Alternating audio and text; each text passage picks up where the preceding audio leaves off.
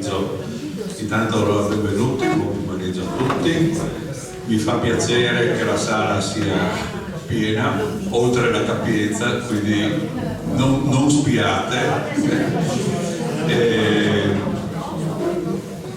Mi fa piacere che ci siano tante teste grigie, ma anche tanti giovani che saranno, diciamo, le nostre forze del futuro, mi auguro.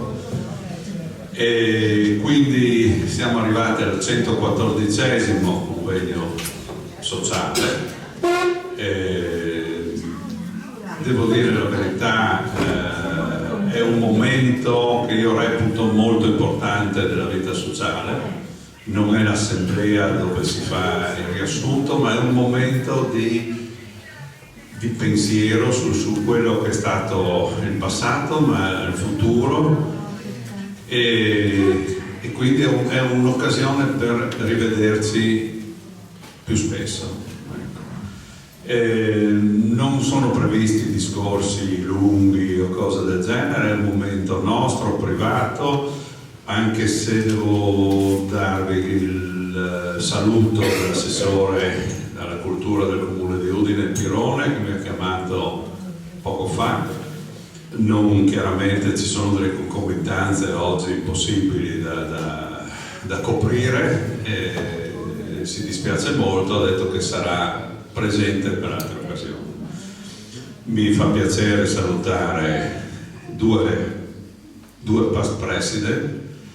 Andiamo per ordine: Paolo Lombardo e Giovanni Durati, e inviterei proprio Giovanni Durati come presidente del CAI regionale a fare un saluto ai soci della SAF. Bene, buonasera, grazie di nuovo a tutti per essere venuti e soprattutto per essere venuti in questa che è la mia sezione, per cui sento un po' quello che l'erede di quello che abbiamo fatto Paolo ed io tanti anni fa. Vi ringrazio e sono molto contento che abbiate scelto come tema gli echi glaciali alpini, che è un argomento che va molto di moda. Anche all'ultima riunione a Gorizia degli istruttori di escursionismo sono state fatte 2 relazioni sullo stesso tema. Si vede che è qualcosa di molto urgente e di molto pressante. Vi ringrazio, vi auguro un divertimento e a tutti arrivederci al prossimo.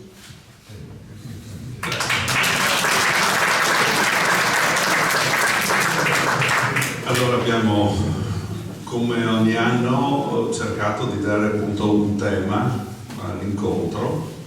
Quest'anno abbiamo, come anticipato Giovanni, un argomento scottante, e chiamerei Marco Cabai, presidente della Commissione Scientifica Triveneta, a presentare l'ospite.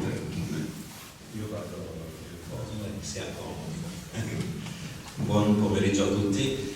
Comitato Scientifico Veneto Friulano Giuliano, questa è l'addizione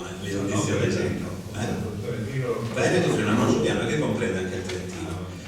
Come ha detto Giovanni, è un anno particolare perché in diversi nostri appuntamenti abbiamo voluto dare un accenno particolare, un focus particolare sul tema dei ghiacciai, un tema che ci sta molto a cuore ed è parte di un'emergenza climatica che stiamo vivendo tuttora.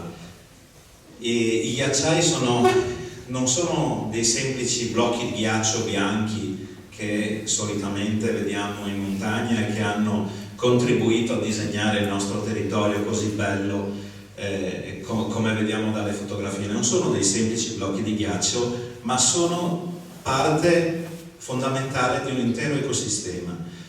La loro presenza influisce sul clima, sulla biodiversità, sull'economia anche di intere popolazioni, per cui capite che la fusione dei ghiacci e la scomparsa di intere superfici ghiacciate potrebbe essere, anzi è un problema che va affrontato, perché è un problema che riguarda tutti quanti. Se non altro pensate alla diversa composizione chimica dell'acqua che poi uscirà dai nostri rubinetti, quanto può cambiare dallo scioglimento, dalla fusione dei ghiacci che era lì in montagna da centinaia di migliaia di anni. Le sostanze sospese, le sostanze congelate nel permafrost, per esempio, che si sta mano a mano sciogliendo, fondendo, cambiano anche la composizione chimica dell'acqua che arriva ai nostri rubinetti. Per quello è fondamentale anche non solo contribuire con i nostri comportamenti al contenimento degli effetti del cambiamento climatico, ma dobbiamo innanzitutto pensare a un futuro dove purtroppo questa coltre bianca sarà sempre più preziosa per noi. E in regione non c'è, secondo me, un'altra persona che meglio di lui potrebbe trattare l'argomento. Chiamo al microfono Renato Roberto Colucci, presidente della Società Meteorologica Alpino-Adriatica, ma collaboratore, componente di tanti altri organi che si occupano di ghiaccio, ghiacciai e conservazione dei ghiacci sul pianeta Terra. Renato, grazie per essere venuto qui con noi.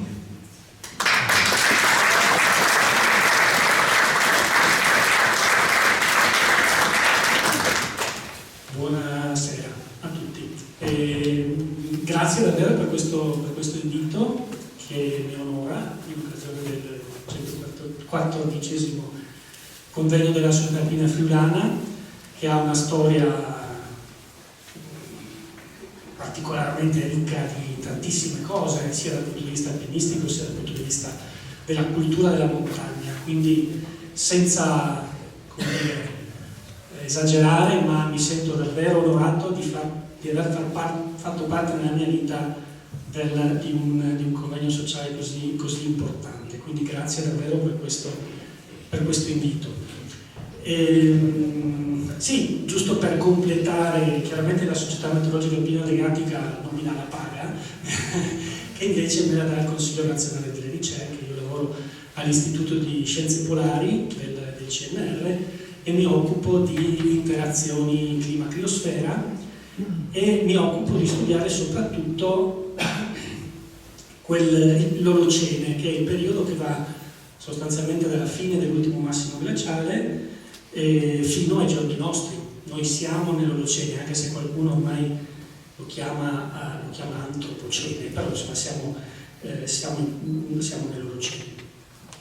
Allora io, se non sbaglio, ho una 45 minuti, no? Circa, quindi più o meno metto la sveglia a 40 minuti, così sopravviviamo 5. Allora, oggi io non vi parlerò di riscaldamento globale, di cambiamenti climatici, anzi sì, cambiamenti climatici sì, perché il cambiamento climatico è il clima che cambia in un senso o nell'altro, ed è qualcosa che cambia continuamente, e vedremo infatti come è cambiato. Ma mi piaceva, come dire, quello che secondo me è molto importante ai giorni nostri è conoscere gli argomenti, conoscere le cose, qualsiasi cosa essa sia. E diventa paradossalmente, c'è tantissima informazione, molto più facile arrivare alle informazioni rispetto a 10 anni fa, 20 anni fa, 30 anni fa. Penso a come ero io quando studiavo alle scuole superiori e dovevo andare a prendere un'enciclopedia nella libreria di casa per trovare qualcosa che non sapevo. Adesso qualsiasi ragazzo ha accesso a tutto quello che vuole e noi stessi abbiamo accesso a una quantità di informazioni incredibile. Ma come sono queste informazioni? È molto difficile trovare informazioni buone, o meglio, le informazioni buone ci sono, è molto difficile discriminare tra le informazioni buone e le informazioni invece non buone, o addirittura che dicono il contrario di quello che ad esempio la comunità scientifica sa sull'argomento. Allora oggi io vi porto diciamo le cose più aggiornate che la comunità scientifica che si occupa di queste cose da centinaia di anni alla fine, almeno 200 anni, 300 anni, 200 anni, sa su questi argomenti, quindi sono le cose più attuali. Allora, partiamo da qui. Partiamo dalle Alpi, che ormai lo sappiamo, una volta si diceva la calotta glaciale delle Alpi. Non era una calotta come la Groenlandia, era in termine tecnico quello che si chiama un ice field, campo di ghiacciai. Cioè c'era un sistema interconnesso di ghiacciai vallivi che riempiva quasi tutte le valli alpine, ma che lasciava tutte le vette montane fuori o gran parte delle vette montane al di fuori di questa intricata serie di ghiacciai. E sappiamo oggi che, ad esempio, l'anfiteatro morenico del Tagliamento, che segna la pulsazione più marcata dell'ultimo massimo glaciale, è avvenuta circa 26.000 anni fa. Lo sappiamo perché un po' di anni fa, una decina di anni fa, un gruppo di ricercatori quaternaristi, capeggiato da Giovanni Monegato, che era ora il CNR di Padova, è riuscito proprio a datare con delle perforazioni profonde tutto l'anfiteatro morenico del Tagliamento, mettendo finalmente dei marker certi, sicuri, datati al radiocarbonio su questa avanzata. E questo era l'aspetto delle Alpi proprio in quel periodo, quindi al massimo glaciale. E cosa vediamo? Vediamo quello che vi dicevo prima, tutte le vette alpine che spuntano al di fuori, le Alpi marittime sono quasi deglacializzate, solamente le montagne più alte. Poi vediamo ad esempio il grande ghiacciaio del Velebit, vediamo il ghiacciaio del Risni, anche del monte Snezhnik, vediamo l'anfiteatro del Tagliamento, il grande anfiteatro del Garda, quello di Ivrea Verbano, e poi vediamo anche, vedete qua dei puntini piccolini che sono piccoli ghiacciai che c'erano, piccoli per modo di dire, che c'erano sulla parte settentrionale dei Monti Musi, quelli di Lanis, tutti quei monti là. Sono dei ghiacciai che arrivavano fino giù a valle, ma che non erano connessi, erano a sé stanti. E poi vediamo le grandi distese ghiacciate della Svizzera, che era praticamente tutta sotto al ghiaccio, perché qui chiaramente il bacino di accumulo era molto elevato e i ghiacciai riuscivano a spingersi fino a valle in maniera molto significativa. A sud delle Alpi invece faceva un po' meno freddo e quindi solamente gli sbocchi delle vallate principali avevano questi grandi ghiacciai.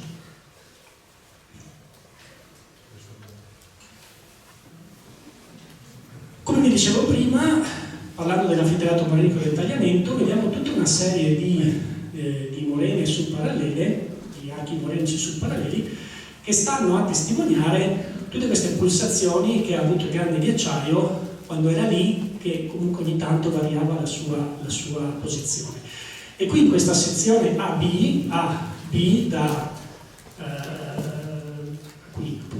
qui, vediamo le perforazioni che vi dicevo, che sono riuscite ad andare a perforare tutti i sedimenti glaciali e arrivare al substrato, e alla base dei sedimenti glaciali datare i paleosuoli che c'erano prima che arrivasse il ghiacciaio e portasse con una ruspa tutto il materiale che ha ricoperto i paleosuoli. I paleosuoli poi chiaramente la materia organica è morta e ci ha dato il segnale, datando da oggi, di quando praticamente è arrivato il ghiacciaio. Quello che è molto importante è stato anche uno studio recente fatto nella cava di Renze in Slovenia,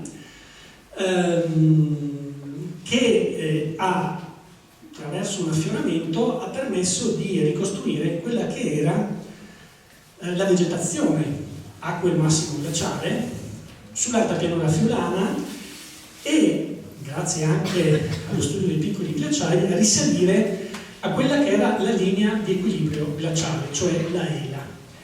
Allora, oggi sappiamo che sulle Alpi orientali la Ela era molto bassa, più o meno nella parte sud, quindi pensiamo al Chiappon, era a circa 1500 metri di quota, mentre nella parte più interna, nei versanti nord, era sotto i 1200 metri, più o meno come quella che c'era sulle Alpi Dinariche, qui stilizzata da Sella di Terranova, e vediamo che la tree line, cioè la linea degli alberi, era più o meno sugli 800-900 metri, cioè al di sopra degli 800-900 metri di quota non c'erano più alberi, come adesso qui da noi più o meno 1800-2000. Ma che cos'è la ELA? La ELA, che non è pronome femminile triestino, ma significa in inglese Equilibrium Line Altitude, è appunto l'altitudine della linea di equilibrio glaciale, ed è questa linea blu che io ho tracciato sul ghiacciaio nella zona dell'Ortles Cevedale. Questo è il ghiacciaio dei Forni, e qua nell'Ortles. Praticamente la ELA è quella linea, che poi è un'altitudine, che mi separa la zona di accumulo di un ghiacciaio dalla zona di ablazione. Che cosa significa? La zona di accumulo è quella dove la neve dell'inverno precedente non sparisce completamente, ne rimane un po', e quindi è la zona dove si forma il nuovo ghiaccio negli anni successivi. Invece la zona di ablazione è quella dove se ne va via tutta la neve dell'inverno precedente e anche un po' di ghiaccio, perché una volta che se ne va via la neve, il caldo estivo fonde e erode anche un po' di ghiaccio. Va da sé che questa linea di equilibrio possiamo immaginarla come un piano, no? Sulle Alpi, che interseca l'orografia, perché essendo un'altitudine dipende dal clima, dalla temperatura estiva, dalle precipitazioni invernali, e di fatto è un piano che interseca l'orografia. Quindi se questo piano immaginario interseca l'orografia, come in questo caso, allora questa montagna può avere un ghiacciaio. Se invece questo piano sta al di sopra del picco più alto, dei picchi più alti della montagna, non posso avere un ghiacciaio perché mi mancherebbe la zona di accumulo. E lo vedete stilizzato in questo disegno. Allora, siccome la ELA dipende dai parametri climatici, è modellabile. È un lavoro che abbiamo fatto recentemente, è stato proprio questo, cioè andare usando dei modelli paleoclimatici molto sofisticati, che adesso non mi spiego come sono fatti perché sennò perderemo tutti i 45 minuti per solo di quello, li abbiamo innestati in modelli regionali attuali che sono a scala molto più limitata, e siamo riusciti a ricostruire con delle celle di 25 x 25 km la linea di equilibrio di tutte le Alpi, e la vedete in questo disegno a sinistra. Quindi ogni quadratino di colore diverso rappresenta una ELA ad una quota diversa. Chiaramente la ELA nella parte frontale del ghiacciaio del tagliamento non c'è, perché lì siamo ed eravamo in zona di elevazione, chiaramente, perché eravamo troppo in basso. Quindi sostanzialmente il risultato ci dice che la media delle Alpi era di 1444 metri, in Alpi Giulie e Carniche tra i 1000 e i 1200 metri. 150 anni fa questa ELA era di 2435 metri. Quindi vedete, era già 1200 metri più in alto. Oggi la media alpina ci dice che la ELA era 3200 metri, anche se sui suicidari a scuola, chi ha i capelli bianchi come me, si ricorda di leggere le nevi perenni a 3000 metri, no? Non sono più a 3000 metri, sono a 3200, 3300 o anche più su ormai. In Alpi Giulie sono più o meno a 2008, ma a 2008 c'è solo la punta del Triglav e altre robe non ci sono, quindi anche il montaggio ci arriva. E quindi le nevi perenni, a meno che non siano accumuli valentini, in Alpi Giulie non ci sono più. Allora, grazie a quella ricostruzione che abbiamo mostrato prima, è possibile ricostruire il clima, o meglio, prima ricostruisco il clima e poi la ELA, e poi verifico la ELA sul campo, ricostruendo le geometrie dei ghiacciai che non ci sono più. Allora, intanto vi faccio notare che questa è una foto dal Canin, questo qui è il vallone delle Chianevate, fatto con un teleobiettivo volevo farlo notare.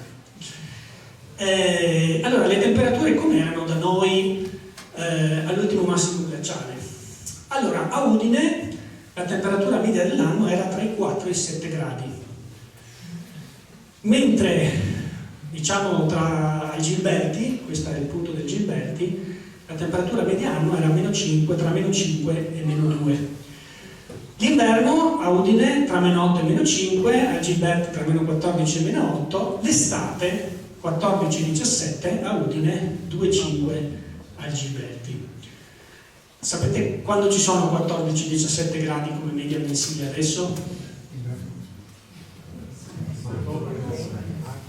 In aprile.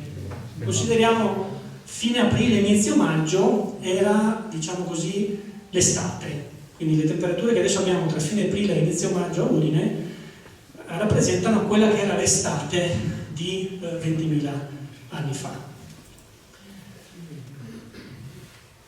E vabbè, questo è il grafico che riassume quello che ho detto. Queste sono le anomalie, cioè le differenze di temperatura tra l'ultimo massimo glaciale e PI, che sarebbe il preindustriale, cioè 150 anni fa, diciamo alla metà dell'Ottocento. E quindi vediamo che da quel massimo glaciale a 150 anni fa, mediamente qui da noi le temperature sono aumentate di 6-7 gradi in pianura, 7-8 gradi in quota. Si è scaldato molto di più l'inverno, un po' meno l'estate. Ma se vogliamo fare i confronti con oggi dobbiamo aggiungere almeno 2-3 gradi di riscaldamento, perché rispetto a 150 anni fa la temperatura è aumentata di 2-3 gradi, ormai siamo a 3 gradi. E quindi in realtà rispetto a avere il ghiacciaio che arriva poco a nord di Udine, dovremmo tirar giù 10 gradi in meno rispetto alla media. Quindi sostanzialmente Udine avrebbe una temperatura media leggermente superiore a quella che troviamo adesso a Gilberti, ok? Una media annua. Per fare un ulteriore paragone, potremmo paragonare Udine all'attuale Tromsø al nord della Norvegia, sia per quantitativi di precipitazioni sia per temperature. Le precipitazioni sono queste. Come vedete la distribuzione delle precipitazioni chiaramente non è cambiata tanto, è sempre la stessa. Semplicemente piovere nevicava un po' di meno durante l'ultimo massimo glaciale perché faceva più freddo e quindi c'era meno umidità disponibile nell'aria. Però, come al solito, le Giulie catturavano un sacco di precipitazioni quando soffiava lo scirocco, anche se erano distribuite in maniera completamente diversa da quello che viene fuori dall'analisi. Cioè, d'inverno c'erano un po' di più precipitazioni in pianura, perché c'erano molte più saccature che entravano nel Golfo di Genova e portavano a brutto tempo, quindi diciamo da come oggi al 20% in più in pianura. Invece d'estate le precipitazioni erano molto meno abbondanti. Vedete, in pianura 20-40% in meno, in montagna più del 40% in meno. Poi dite, ma come mai, che strano, perché in estate pioveva tanto di meno? Perché non c'erano i temporali, non si formavano i temporali, non si formava la convezione, non c'era tanta convezione perché non faceva tanto caldo e quindi le precipitazioni c'erano, ma c'erano precipitazioni più di tipo autunnale, diciamo, no? Anche se adesso l'autunno fa disastri, ma più di tipo tranquillo, precipitazioni moderate, quindi il motivo è legato principalmente a questo fattore. E grazie a tutta questa modellistica è possibile anche ipotizzare quale fosse la circolazione atmosferica in quel periodo. Quindi vediamo ad esempio che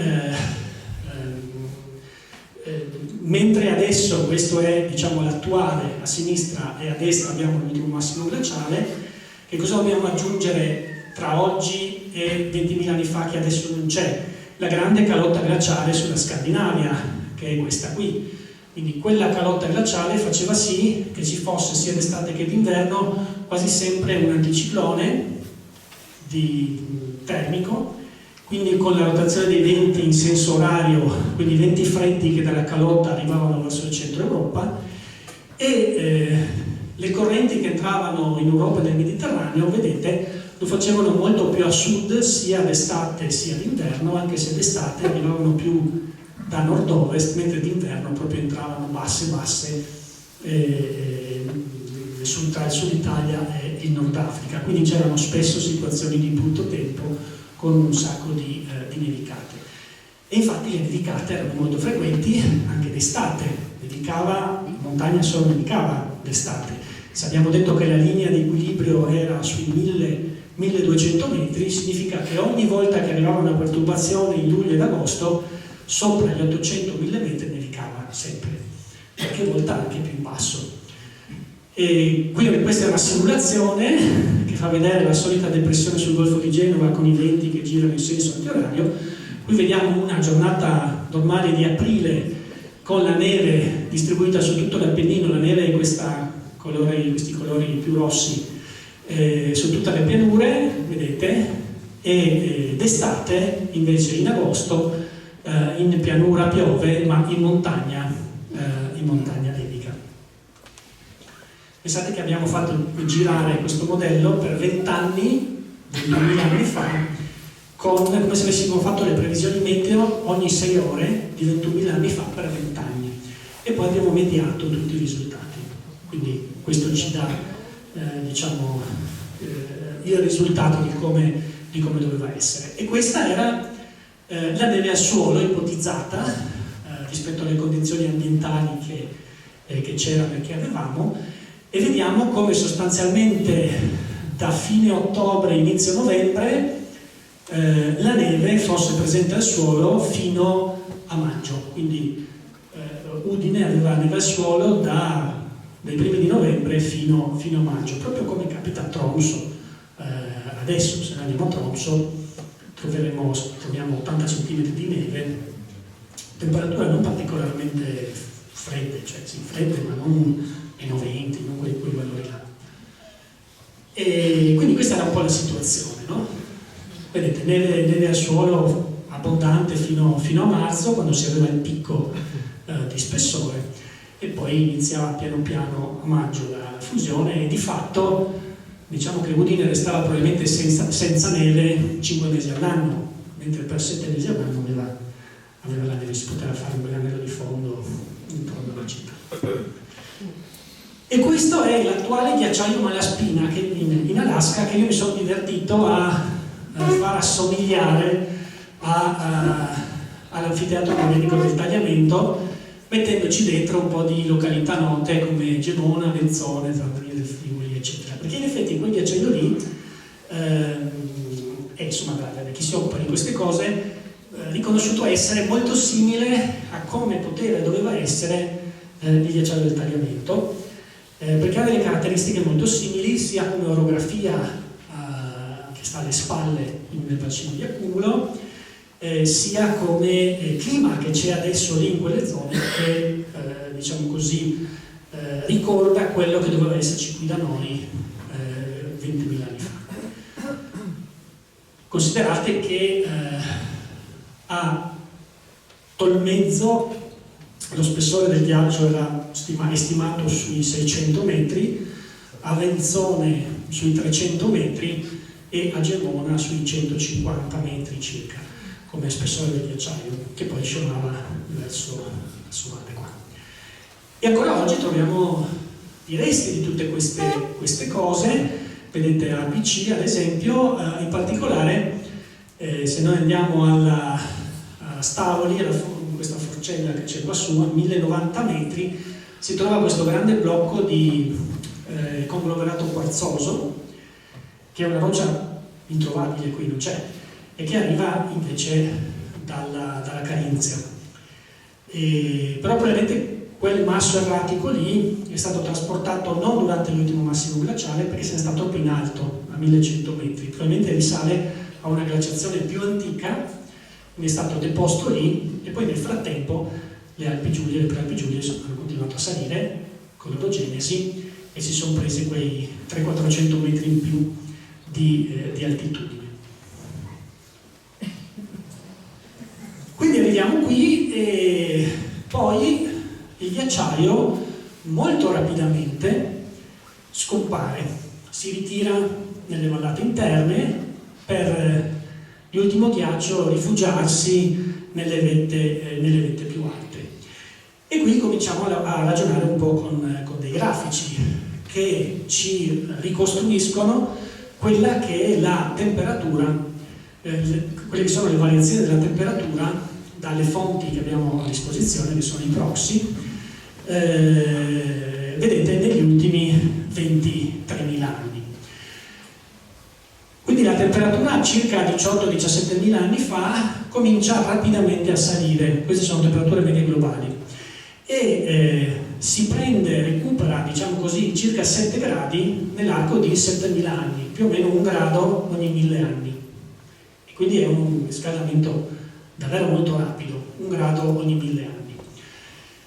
Poi si stabilizza, però in questa salita vedete che c'è un intoppo, c'è uno stop in cui la curva discende, e quel fenomeno lì, quell'evento lì è stato battezzato Younger Dryas. Perché Younger Dryas? Perché nei record palinologici c'è una esplosione della Dryas ortopetala, camedio alpino o anche ranuncolo glaciale, dappertutto, soprattutto nell'emisfero settentrionale, anche a quote molto basse, proprio perché a questa pianta piace il clima un po' più freddo, e quindi diciamo così, dai record palinologici è stata battezzata questo evento. In questo periodo i ghiacciai avanzano nuovamente, in particolare nel settore atlantico, quindi abbiamo evidenze meno a sud, nel settore australe, nella parte sud della Terra, meno in Antartide, meno in Patagonia ad esempio, ma soprattutto nell'emisfero settentrionale e soprattutto in Atlantico. Ad esempio si riformano i ghiacciai in Scozia, che erano scomparsi, che si erano ridotti quasi a scomparire, e le estati sulle Alpi sono più fresche rispetto al clima attuale, o meglio quello 61-90, che è già fresco rispetto a oggi, di 3,5 gradi, quindi rispetto a oggi dovremmo dire 5-6 gradi in meno durante l'estate. Che cosa succede? Allora ci sono 2 ipotesi principali, questa è quella più corposa, che è il blocco dell'AMOC. AMOC significa Atlantic Meridional Overturning Circulation. Che cos'è? È un sistema di correnti che interessa tutta la Terra e che ha dei punti deboli, uno dei quali è proprio questo qui nel nord Atlantico. Questa qui è l'AMOC, tutta questa cosa qui, tutto questo intreccio di correnti che ha i punti deboli dove ci sono questi puntini gialli, quindi a nord, nel nord Atlantico, e qui in Antartide. Sono punti molto delicati perché sono luoghi dove l'acqua è molto salata e molto fredda, quindi molto densa, sprofonda in profondità per questo motivo e innesca tutto un viaggio al contrario in quelle zone. E quest'acqua è molto salata perché arriva dal Golfo del Messico, dove c'è una forte evaporazione, e calda e mite sale fino alle zone artiche, che sono libere dai ghiacci in quelle zone lì. Ma qui capita ogni tanto che se c'è tanta fusione, come nelle fasi di deglaciazione, ad esempio dopo l'ultimo massimo glaciale, il ghiaccio che fonde è acqua dolce che va in Atlantico, e se ce n'è tanta mi può diciamo così distruggere questo equilibrio termialino si chiama, quindi mi rende l'acqua più dolce, meno densa, e questo sprofondamento non avviene più. Attenzione, voi leggete su internet, sui giornali, si può bloccare la corrente del Golfo. Ecco, la stupidaggine più grande del pianeta. La corrente del Golfo è un'altra cosa, l'AMOC è un'altra cosa. La corrente del Golfo non si può bloccare, è impossibile. L'unico modo per fermare la corrente del Golfo sarebbe far sì che la Terra non ruoti più. Allora, se la Terra non ruota più, la corrente del Golfo si ferma. Ok? Quindi la prossima volta che leggete possibile blocco della corrente del Golfo, fatevi una risata perché è una stupidaggine galattica. La corrente del Golfo esiste perché la Terra gira, e siccome la Terra gira, il vento che soffia sull'Oceano Atlantico da ovest verso est in un bacino chiuso fa sì che le acque superficiali si scontrino contro l'Europa, scendono sull'Africa, tornino indietro verso il Golfo del Messico e avanti così a fare un giro infinito. Se non ci fossero i continenti non ci sarebbe la corrente del Golfo, sarebbe un'altra cosa. Quindi la corrente del Golfo non è l'AMOC, che invece è quella che può creare questi processi, che sono i processi studiati come tipping point, punti di non ritorno, che hanno una dinamica molto, molto complessa, molto studiata dal punto di vista fisico, matematico, statistico, probabilistico. Perché sostanzialmente è come se ad un certo punto possiamo immaginare dei bivi, siamo a un bivio e il sistema, a seconda dello sforzo che ha, va in una direzione o nell'altra direzione. Quindi se io forzo il sistema, ad un certo punto il sistema fa una specie di salto quantico e ricomincia a fare quello che faceva prima, ma da una posizione completamente diversa. Detta in gergo semplice, è la goccia che fa traboccare il vaso, no? E quindi sostanzialmente, se questo è il regime che viene detto monostabile, cioè come siamo, no? Nel senso, le cose vanno in quel modo, però sempre uguali, su e giù sempre uguali. A un certo punto si può arrivare in un momento critico nel quale possono esistere entrambi gli stati, cioè quello della pallina blu qua o quello della pallina rossa, e quindi basta una piccola goccia che fa traboccare il vaso per passare da un sistema all'altro. Tante evidenze ci dicono che noi in questo momento siamo proprio qui, cioè siamo in un periodo nel quale potremmo stare sia nella pallina blu dove siamo adesso, ma anche nella pallina rossa, e basta poco per saltare da uno stadio all'altro, proprio perché si sta immettendo tantissima quantità di acqua dolce in quella posizione di Atlantico, in quella porzione di Atlantico, perché il fatto che sia sempre più caldo porta sempre più acqua dolce nell'Oceano Atlantico settentrionale. La seconda ipotesi che spiega lo Young-Andreas è un impatto meteorico, che tra l'altro recentemente è stato individuato nel nord-ovest della Groenlandia, in questo settore qui. C'è al di sotto del ghiaccio un cratere gigantesco e chi ha studiato in quella zona con dei carotaggi profondi ha datato il basamento di questo cratere proprio sembra a 12.000 anni fa, con tutte le incertezze del caso. E questo potrebbe spiegare, un evento catastrofico di questo tipo potrebbe spiegare, tra l'altro ci sono anche delle evidenze archeologiche 12.000 anni fa di un evento catastrofico a livello globale. È chiaro, 12.000 anni fa cominciano ad essere tanti per studiare sia dal punto di vista archeologico sia paleoclimatico e dire qual è la causa. Però insomma c'è anche questa teoria. Finito lo Young-Andreas, che è questo qui, la temperatura della Terra continua a salire. Però adesso andiamo un attimo più, non parliamo più di temperature globali, ma andiamo un po' più da vicino con quelle che sono le temperature della Groenlandia. Il ghiaccio è un archivio di informazioni incredibile, perché conserva le bollicine d'aria all'interno appunto del ghiaccio, e queste bollicine d'aria mantengono le concentrazioni chimiche dei gas che stanno all'interno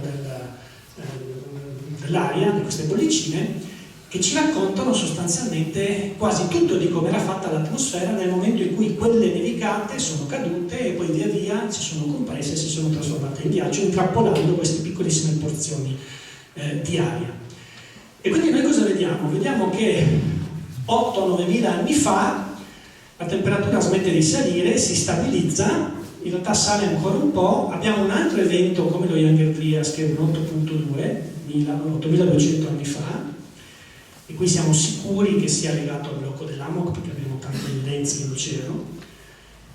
E poi vedete che negli ultimi 6.000 anni la temperatura cala, piano piano cala. Di quanto? Di circa 1/10 di grado ogni 1000 anni. Quindi un ordine di grandezza in meno di quanto era salita prima. Prima, vi ricordate, 1 grado ogni 1000 anni a livello globale. Da 6.000 anni la temperatura cala di 0,1 grado, 1/10 di grado ogni 1000 anni. Perché cala? Perché la radiazione solare cala, sta calando, e negli ultimi 6.000 anni abbiamo perso più o meno 40-50 watt su metro quadro. Perché?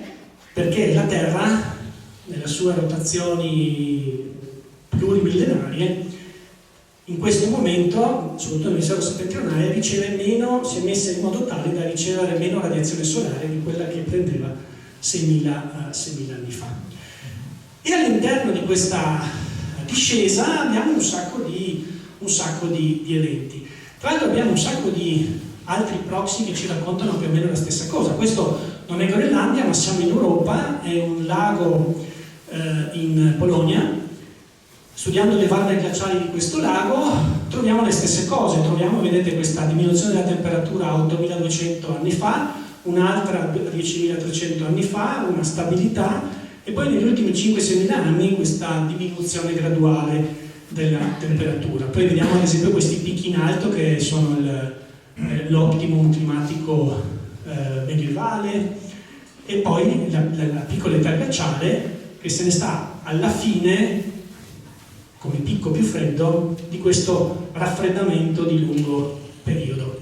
E poi abbiamo il rapido riscaldamento degli ultimi 150 anni che ha già abbondantemente superato non solo l'optimum climatico medievale, ma anche l'optimo olocenico di 9.000 anni fa.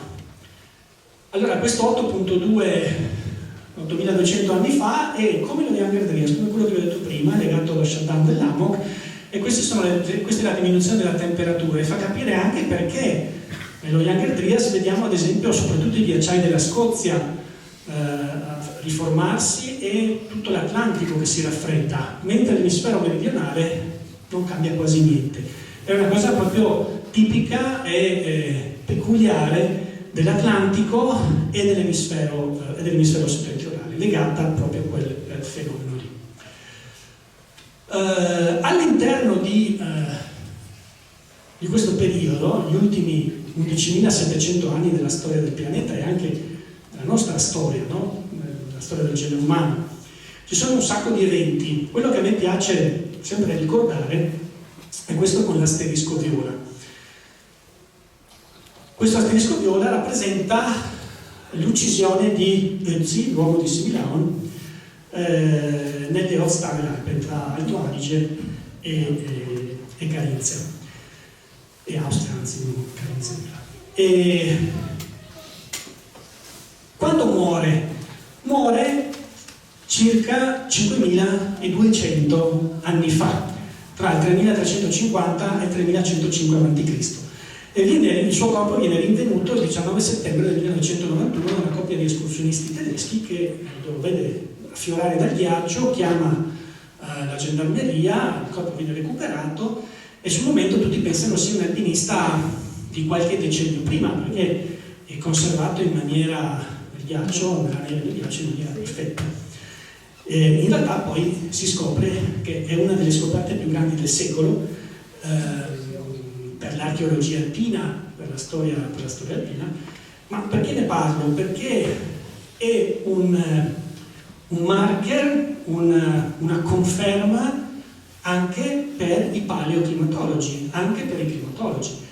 Perché per conservare un corpo in quella maniera ed arrivare dopo 5.200 anni in quello stato, soprattutto anche i vestiti, tutto quello che aveva con sé, i tronchi di betulla nella sacca che gli servivano per tenere le ceneri calde per poi riaccendere il fuoco, insomma tutte queste, la corteccia di betulla, tutte queste cose qui per mantenerle conservate per 5.200 anni, tutto è stato conservato sotto zero in un freezer naturale per appunto 5.200 anni, fino al settembre del 1991. E infatti dove sta Ötzi? Sta proprio all'inizio del neoglaciale, cioè da quando muore Ötzi via via fa sempre più freddo e quindi il suo corpo, che viene ricoperto dalle prime nevicate autunnali e rimane poi ghiacciato e congelato, non riaffiora più dal ghiaccio per oltre 5.000 anni, fino a qui, quassù, quando appunto la coppia di due tedeschi lo rinviene. Per quanto riguarda gli ultimi, quindi questa è la curva olocenica delle temperature, 0,04, meno 0,4 significa l'anomalia, o meglio la differenza con la media della temperatura che avevamo nel 1961-1990, quindi alla fine del secolo scorso, 40 anni fa. Negli ultimi 2000 anni, più ci si avvicina, chiaramente più si può andare nel dettaglio, e quindi questa banda azzurrina, violetta, può diventare una curva con temperature quasi annuali. E vi mostro un paio di esempi. Questi sono laghi alpini, variazione delle temperature annuali degli ultimi 2000 anni, quindi qua vediamo il caldo medievale, qui vediamo la piccola età glaciale, poi vediamo l'aumento della temperatura osservato e stimato nell'ultimo periodo. Ma per esempio 352 tronchi di larici che vanno indietro fino all'881, all'anno 881, hanno ricostruito le variazioni delle temperature estive in Europa. Insomma, abbiamo tantissimi proxy. Allora il passo successivo che ricostruisce il clima ci permette poi di andare a ricostruire come si sono evoluti i ghiacciai, perché se conosciamo il clima, o meglio, conosciamo il clima, andiamo a studiare i ghiacciai, cioè le evidenze glaciali messe cronologicamente in maniera corretta, quindi datando tutto quello che noi troviamo sul terreno, ci possono dare delle conferme. Cioè, il modello climatico è giusto? Sì, perché il ghiacciaio era qui, oppure qui il modello climatico è giusto? Non so, forse no, perché il ghiacciaio era qui. Quindi è un modo anche per correggere. E questo è un lavoro recente che abbiamo composto, vedete, da questo gruppo di lavoro fatto di Mélan Leroy, che è uno francese bravissimo, che si occupa soprattutto di datazioni di tronchi all'interno delle morene glaciali, che ha guidato tutto il gruppo di ricerca di cui ho fatto parte, e sono tedeschi, austriaci, svizzeri, Susanne Diox, Svizzera, Matteo Spagnolo è un italiano che lavorava a Manchester, Adriano Rivolini, professore all'Università di Pisa, eccetera. Una sintesi di questo lavoro la trovate anche nell'ultimo numero del Meteorologica, che la prossima settimana sarà online e potete scaricarlo gratuitamente, ad esempio. Allora, andando via brevemente, abbiamo analizzato tutta questa grande mole di informazioni che arriva dalle Alpi, quindi tutti i bacini glaciali antichi che preservano morene conservate, vedete questo arco morenico, questo, quindi che ci permettono di costruire e ricostruire la storia delle avanzate glaciali degli ultimi 12.000 anni. E queste morene sono state datate con varie metodologie, datazioni cosmogeniche sui massi, oppure suoli, oppure resti, macro resti di rami, di tronchi, di alberi trovati all'interno delle morene, paleosuoli appunto datati col metodo del carbonio 14. E questo grafico molto difficile è quello che sintetizza tutto il lavoro che è stato fatto. Cerco di spiegarvelo. Questi picchi di colore arancione sono il numero di macro resti fossili di legno, per esempio di tronchi, trovati nelle morene. E quindi quando quando ce ne sono tanti, significa che il ghiacciaio è avanzato, ha raso al suolo la foresta o comunque il bosco che c'era a valle, i resti si sono infilati all'interno delle morene e si sono preservati. Quando non c'è niente vuol dire che o il ghiacciaio è lì oppure il ghiacciaio non c'è, è su e il bosco cresce. E quindi riusciamo a piazzare esattamente, datando quei tronchi, quelle fasi che abbiamo mostrato prima, che ci vengono dall'analisi delle calotte di ghiaccio o da altri proxy. E vediamo per esempio l'avanzata 10.3, 9.6, insomma circa 10.000 anni fa, quella 8.200 anni fa, quella all'inizio del neoglaciale, la Little Ice Age, ma confermano tutte quante quello che i modelli climatici, non i modelli, ma le ricostruzioni climatiche ci raccontano del passato. E quindi quello che abbiamo sulle Alpi, se andiamo a passeggiare in montagna oggi, e troviamo questo. Troviamo che cosa? Un ghiacciaio che si sta arretrando, La prima morena che sta davanti al ghiacciaio, di solito non particolarmente grande, è quella degli anni 80, l'ultima avanzata che hanno avuto, piccola avanzata che hanno avuto i ghiacciai tra gli anni 60 e gli anni 80. Poi troviamo le grandi morene oloceniche, per esempio in Alpi centrali, in Alpi occidentali, troviamo questi grandi morenoni in cui dentro o non c'è più ghiacciaio oppure se ne sta molto, molto in basso, con delle piccole morene frontali che datano tutto il tardo Olocene, che ha il suo picco alla Little Ice Age. Oppure ad un altro evento che si chiama Late Antique Little Ice Age, che è circa 1200 anni fa. E poi, a distanza maggiore, di sì non in scala, perché avrei dovuto farlo sul pavimento, troviamo le morene che sono datate Younger Dryas, cioè quando dal grande ritiro glaciale i ghiacciai sono tornati avanti per quel raffreddamento repentino. Allora, in regione abbiamo qualcosa di simile, non proprio, però se andiamo in Canin qualcosa di simile lo troviamo, perché la Little Ice Age, il ghiacciaio o quello che resta insomma del corpo glaciale, che è quello lì che vedete nella foto, proprio con i fiori che sembra una veglia funebre proprio, perché ormai è in esaurimento. Poi abbiamo le morene della piccola età glaciale, che sono queste qui, e poi a grande distanza, se andiamo al Foran del Musto, abbiamo questi prati irregolari con questi blocchi, questi sassi che sono piazzati qua e là. Ecco, questi sassi qui li abbiamo datati recentemente e sono proprio i sassi dello Younger Dryas.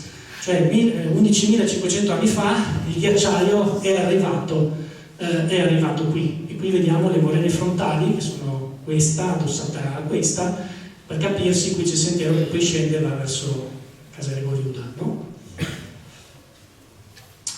Poi l'altra tipologia di ghiacciaio che si trova sulle Alpi è questa, un ghiacciaio di circo con il piccolo ghiacciaio recente e un complesso morenico molto grande, molto spesso, una morena all'atero frontale molto grande, molto spessa e poi molto ripida.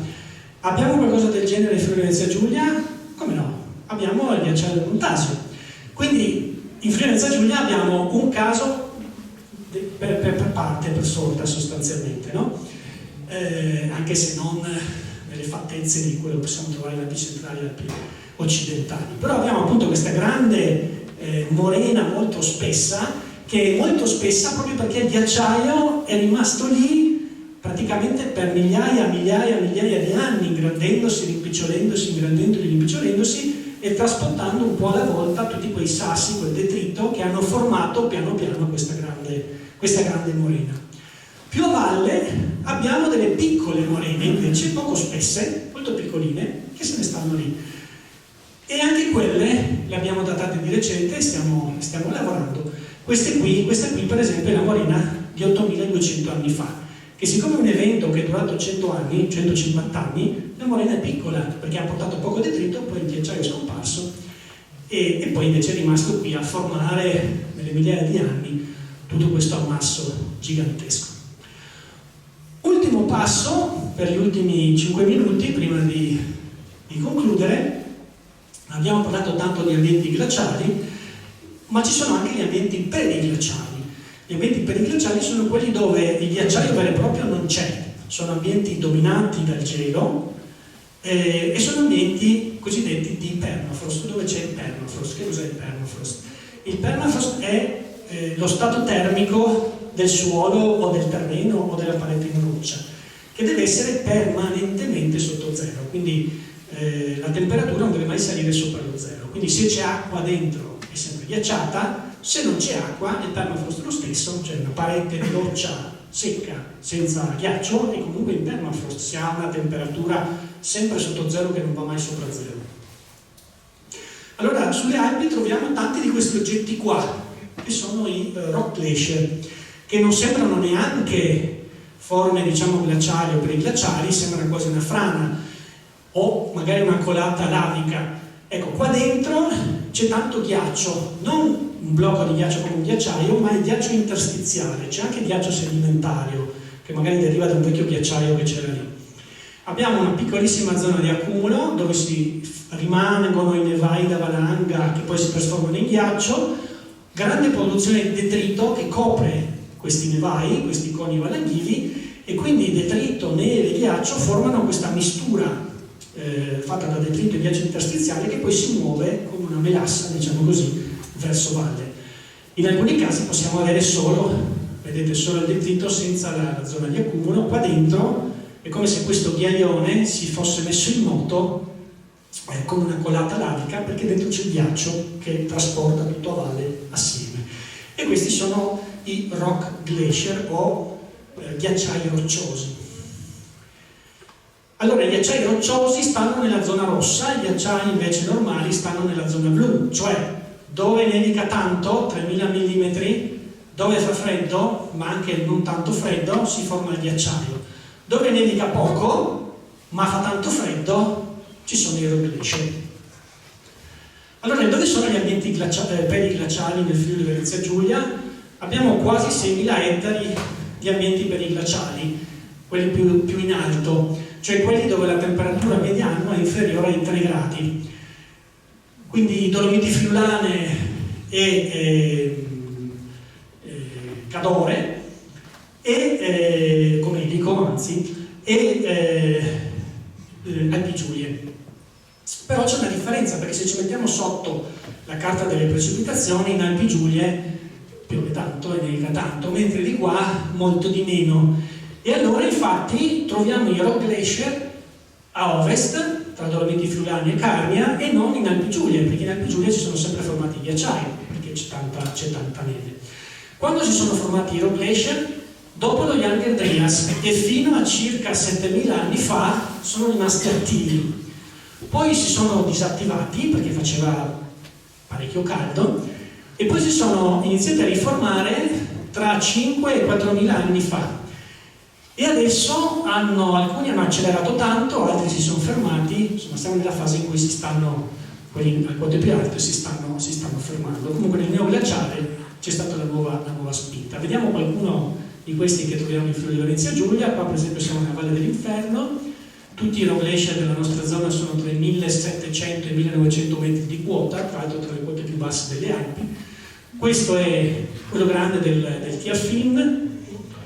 Questo è Val di Brica o Val di Non, un rock glacier molto grande. Tra l'altro qui c'è anche la sorgente grazie al quale la casera del Menon prende l'acqua, e quella sorgente esiste proprio perché qua dentro c'è ancora un po' di ghiaccio in profondità.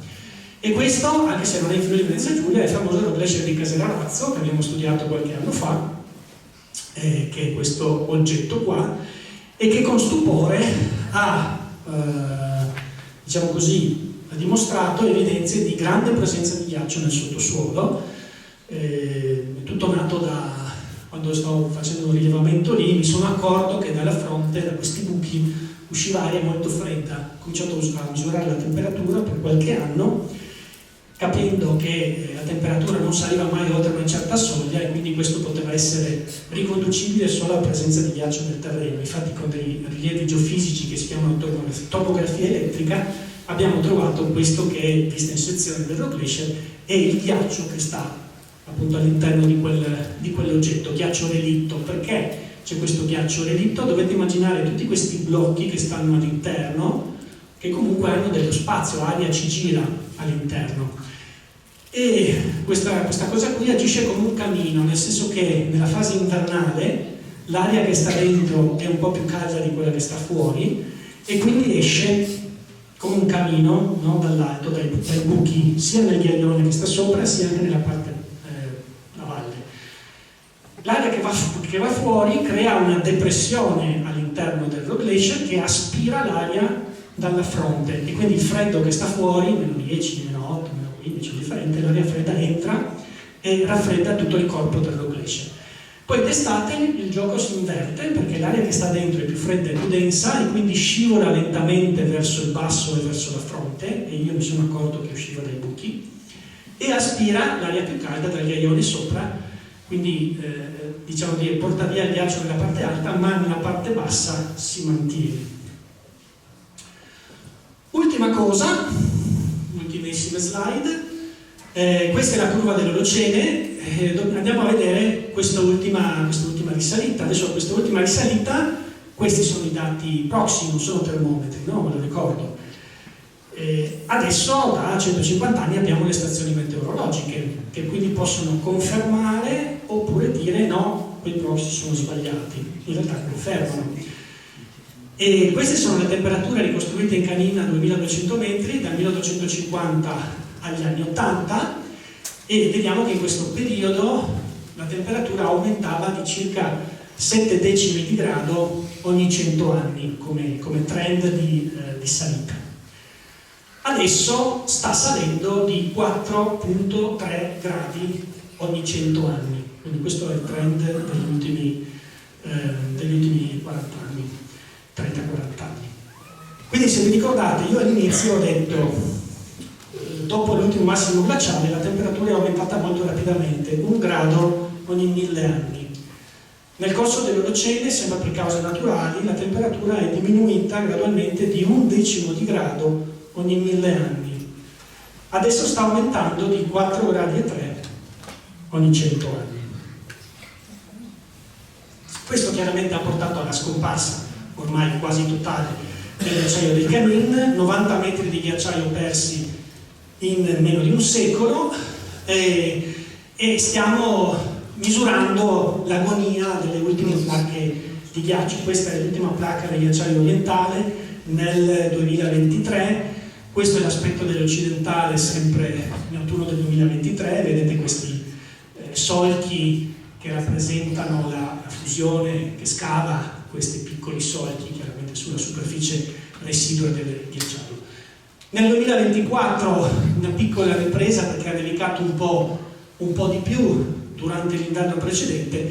Nel 2025 abbiamo raggiunto il minimo storico da quando monitoriamo, quindi insomma, da sempre,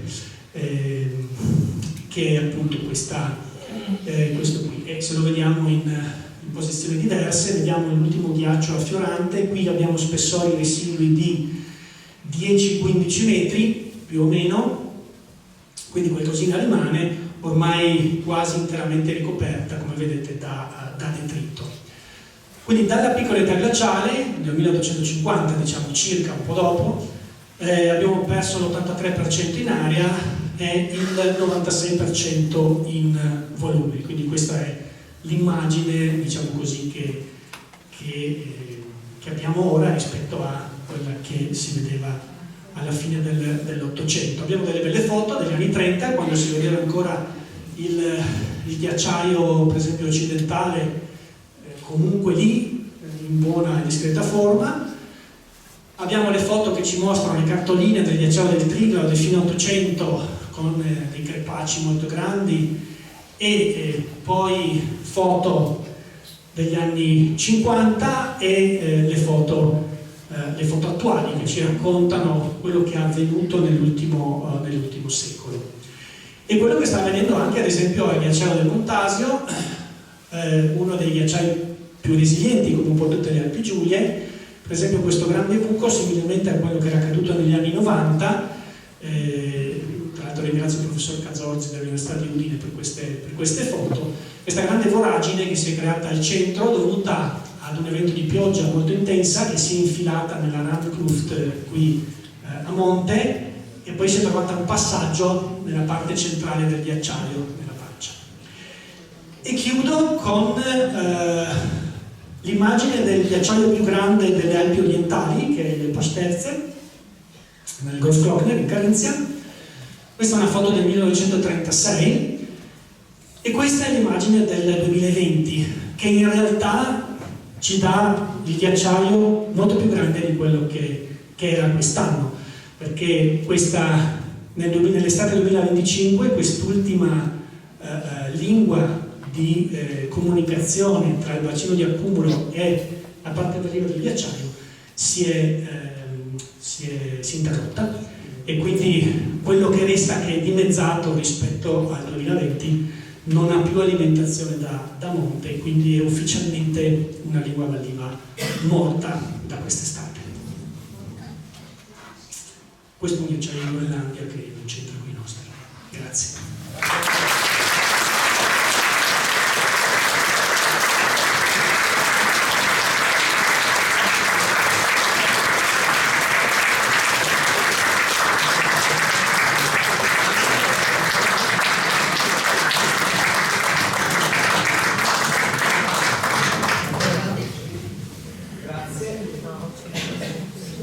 Grazie.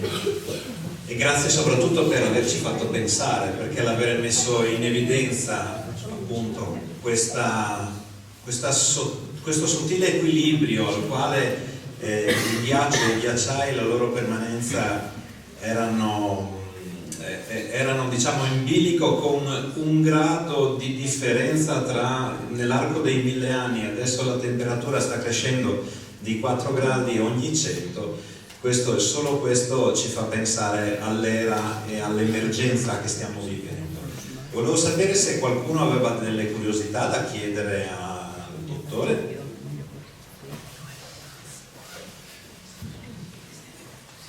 Grazie innanzitutto per averci spiegato scientificamente i fenomeni che avvengono a livello di crosta terrestre, però la mia domanda è questa. Lei inizialmente ha detto che ci sono forze esterne al pianeta Terra che determinano, cioè i fenomeni che avvengono a livello di crosta terrestre sono dovuti a variazioni dell'universo, come la variazione del calore del Sole, per esempio. È vero questo, essendo la Terra in via di raffreddamento, no? Grazie.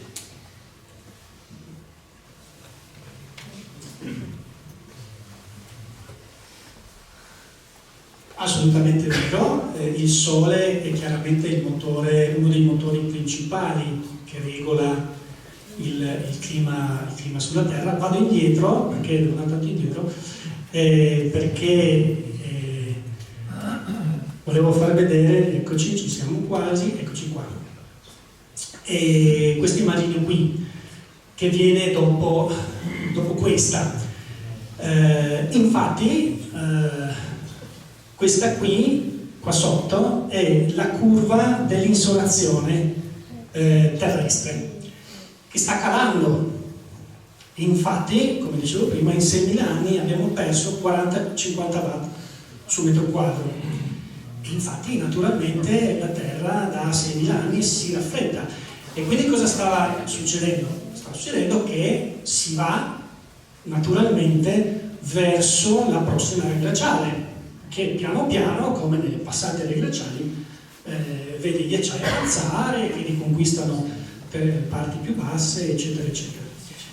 E solo che adesso però di colpo stiamo vedendo il contrario, cioè una radiazione solare sempre meno efficace, sia nel lungo termine per motivi astronomici, sia anche nel breve termine da misure strumentali. Per esempio in questa fase la radiazione solare è molto meno forte di quella che era 50 anni fa, eppure le temperature salgono, e quindi c'è qualcos'altro che agisce. E la buona notizia è che sappiamo che cos'è la cosa che agisce, che è appunto il cambiamento di concentrazione di gas nell'atmosfera. Cioè, dovete pensare che quello che abbiamo a disposizione di atmosfera per, diciamo così, smaltire tutto quello che gli buttiamo dentro è poca cosa. Noi siamo abituati a pensare, ma l'aria è grande, non so, c'è un fuoco è grande. Allora, sono 10 km in media. Se adesso noi proviamo a immaginare da qui una località a 10 km di distanza, provate a fare così, 10 km da qui, e poi questa distanza da qui a questa località che avete pensato a 10 km la teniamo su, in verticale, ecco, là finisce tutto. Cioè, tutto quello che tutti i fenomeni meteorologici, la regolazione del clima, tutto quanto avviene in questa fetta sottilissima che abbiamo sopra la testa.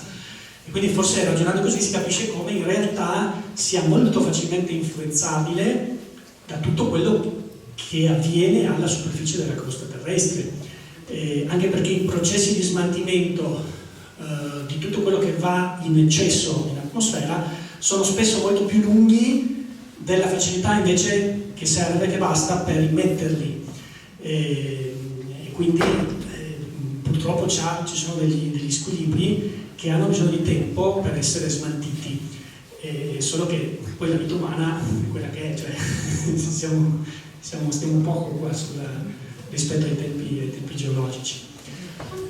Ecco, anche permettetemi, giusto, faccio l'unica, io non sono molto, non sono mai molto d'accordo con gli estremismi ambientali, nel senso che io dicevo, Dio, stiamo distruggendo la terra non è che la distruggiamo così, nel senso che la terra ha passato delle fasi ben più importanti, ben più difficili, varie estinzioni di massa nella storia, nei milioni di anni della storia terrestre.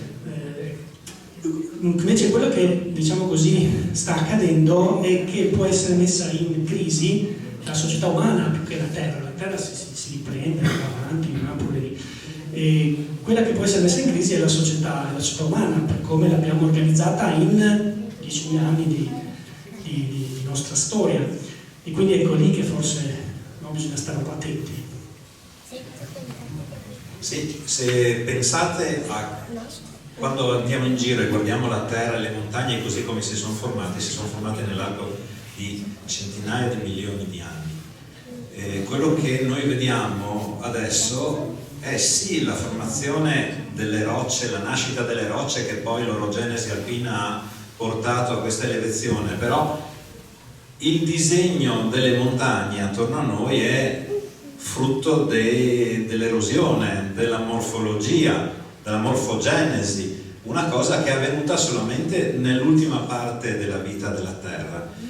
E oltre a questo l'uomo assiste a questa fase ultima fase di morfogenesi negli ultimi pochissimi periodi, per cui siamo noi gli ospiti sulla Terra e siamo ospiti e assistiamo a un processo che va avanti da centinaia di milioni di anni. Per cui, insomma, io mi appassiono sempre a vedere il paesaggio attorno a me così come è formato, perché è una composizione meravigliosa di elementi che si sono aggiunti nella storia e davanti a tanta bellezza uno non si mette a riflettere, effettivamente è il frutto di milioni e milioni di anni. Quello che avviene adesso con questa velocità noi purtroppo riusciamo a percepirlo, perché io quest'estate sono andato sul ghiacciaio del Morteratsch in Svizzera, una decina di anni fa ci ero andato, adesso ho trovato 1 chilometro in meno di ghiaccio e già da mie fotografie le ho messe a confronto e mi sono reso conto di quello che sta accadendo. Accorgersi in una lunga storia di vita della Terra di un effetto che riesco a percepirlo da solo, insomma io mi sono reso conto in quel momento della velocità in cui si sta accadendo questo riscaldamento e questo cambiamento.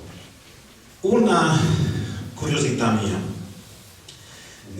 abbiamo sentito parlare di sottili equilibri che cambiano con gli effetti diverse cose, e lo scioglimento dei ghiacci sulle calotte glaciali provocano un addolcimento dell'acqua degli oceani. Che effetto potrebbero avere? Che effetto potrebbe avere sul clima? Forse ero assente. Ok, ne ho già parlato, scusate, probabilmente ero impegnato.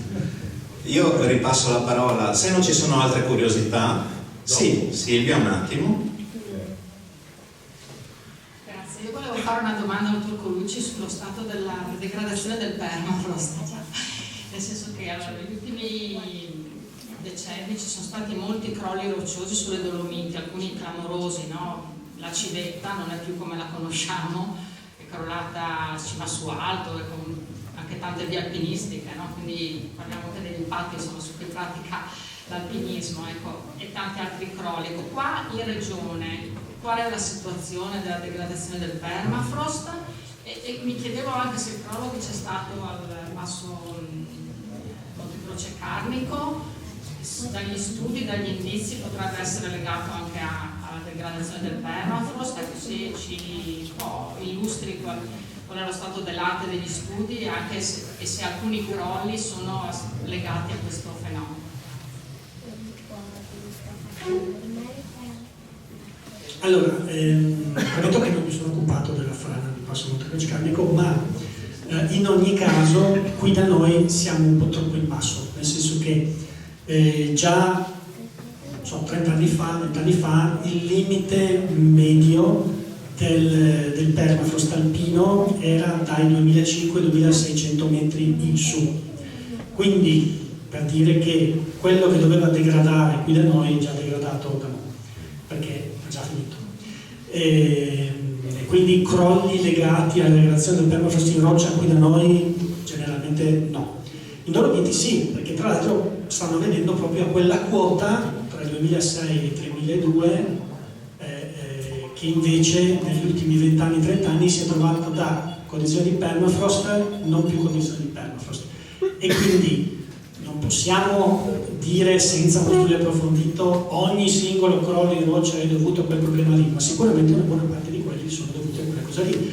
Sicuramente quanto è avvenuto a Blatten in Svizzera quest'estate è dovuto a quello. E come al solito i media hanno comunicato cose un po' così. È crollato il ghiacciaio, sì, è crollato il ghiacciaio, ma perché prima è crollato una porzione di vetta dovuta alla degradazione del permafrost. Quindi le lenti di ghiaccio che tenevano su nelle fratture la cima del picco è venuta giù, ha caricato di massa il ghiacciaio che se ne stava lassù in alto e per questo il paese è stato evacuato. Se no, se crollava il ghiacciaio di colpo il paese non veniva evacuato. È crollata la cima sul ghiacciaio, evacuato il paese, dopo 10 giorni è venuto giù tutto e ha coperto il paese. E quello lì ho provato che è legato al permafrost. I crolli che ci sono a Cervino, per esempio, che d'estate spesso le vie vengono chiuse e sono legati proprio alla degradazione del permafrost. Insomma, ci sono tantissimi. Tutti i rifugi alpini di alta quota, per esempio in Svizzera, in Alpi occidentali, eccetera, quelli un po' più in basso, intorno ai 3500, sono tutti sotto stretto monitoraggio perché le fondamenta stanno su qualcosa che sta cambiando e quindi probabilmente molti nei prossimi anni dovranno essere abbandonati e magari ricostruiti in altre zone.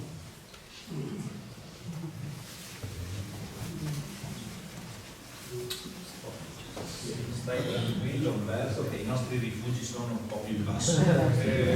Sì, sono monitorate per altre cose. Grazie Renato Roberto Colucci, come sempre appassionante.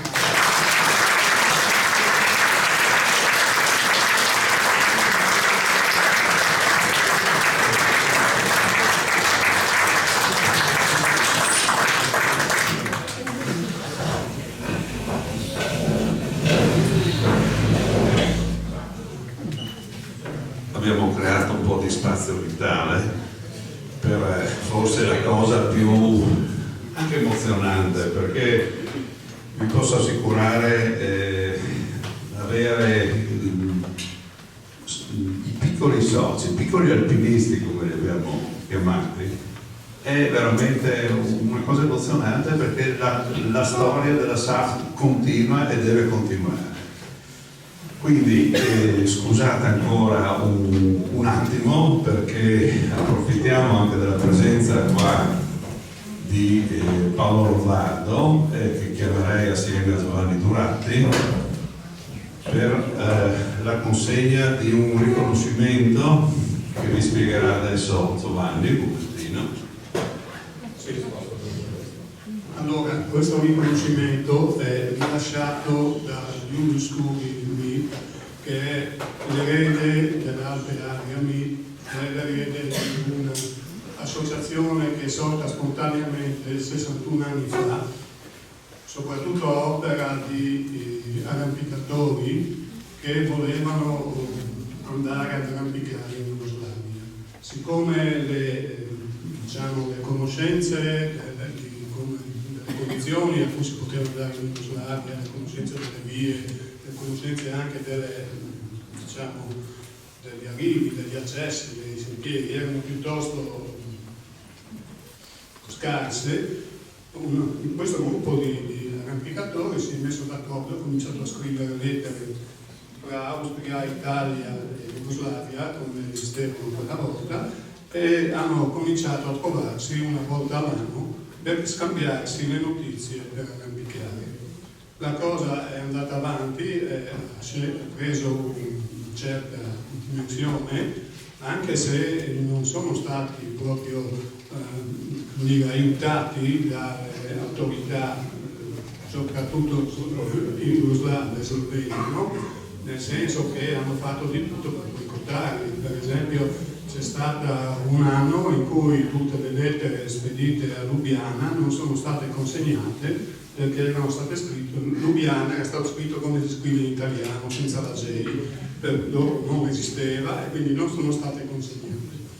Bene, a questo punto la cosa è andata avanti, la situazione politica è cambiata, da due anni a questa parte, in occasione degli incontri si continuano a fare una volta all'anno a rotazione, un anno in Carinzia, un anno in Slovenia, un anno in Friuli, vengono assegnati dei riconoscimenti che potremmo paragonare un po' a quelli che sono il Leone d'Oro alla carriera a Venezia, no? Cioè vengono dati, oltre a quelli di attività specifiche dell'anno, vengono dati anche quelli alla carriera. Uno di questi, per 2 anni che lo stiamo dando, questo secondo anno, viene dato a Paolo Lombardo, che è stato per 3 volte presidente del comitato direttivo regionale del CAI ed ha aiutato molto in questa attività. Per cui mi piace.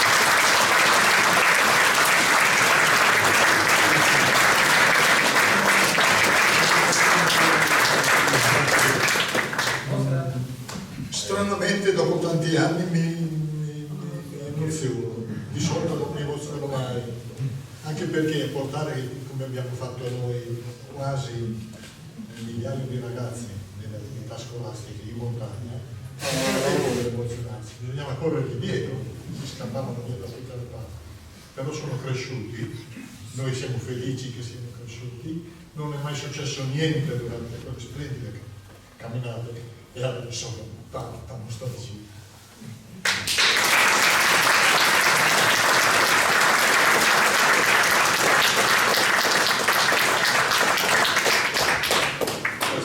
Puoi stare anche qui, cioè, c'è sempre il capo regionale del CAI e quindi hai soddisfazione perché sono i tuoi adepti, diciamo, in itinere. Esatto, cominciamo con i piccoli alpinisti, con i giovani alpinisti. Andiamo, allora mi suggeriscono i nomi, quindi. Allora, abbiamo il primo che è Sebastiano Nardon. Uno la può. Ah, col nonno, il nonno è una vecchia conoscenza della SAF.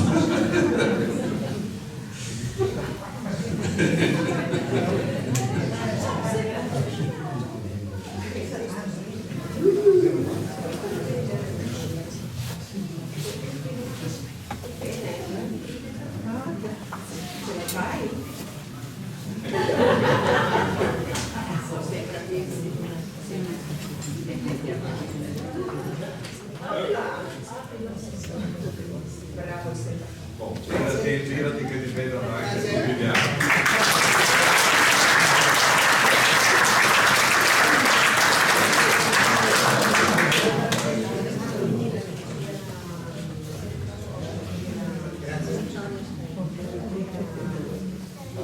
Beh, ma intanto diciamo il nome, dopo chi lo ritira è un altro discorso. Vittoria Scaini.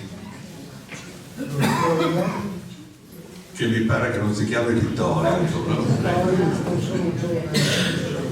e poi non sei un giovane alpinista. Perché i genitori mi hanno scritto che purtroppo quindi da noi Non andare in giro tu per la montagna con questo zainetto bellissimo, perché c'è anche una sorpresa dentro. E questo ci stiamo un Teleton anche, quindi sarà a Teleton. perfetto, benissimo.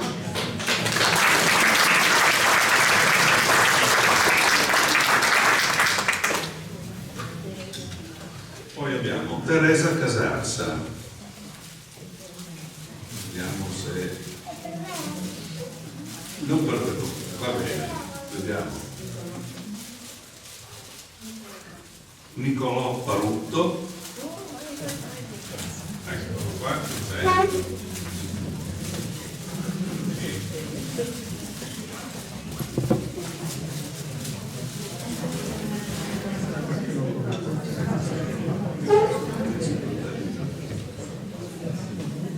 Eccolo qua, ha resistito fino adesso.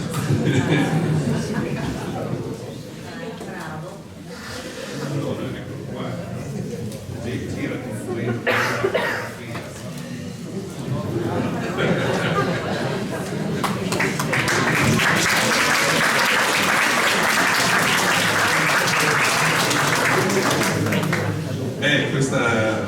Questa è una cosa molto particolare, mi emoziona un po'.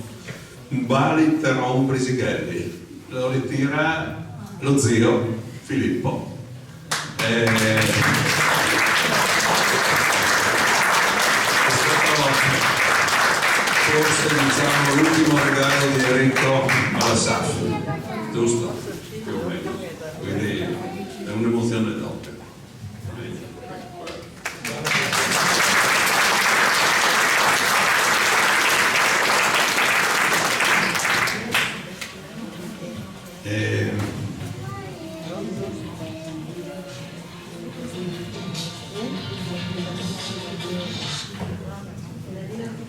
Non fate preferenze. Poi il giovane alpinista Sebastiano Barbiero, eccolo qui.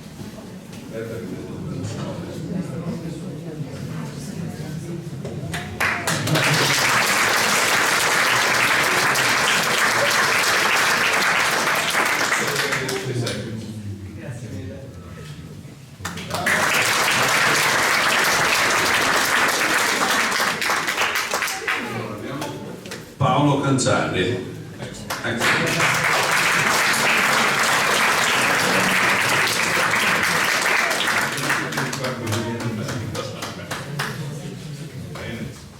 Questo porta da rispetto e onore.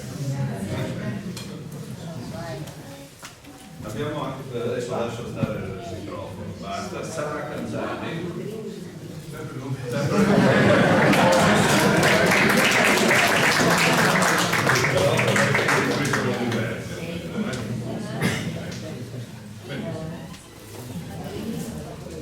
Questo lo conosco.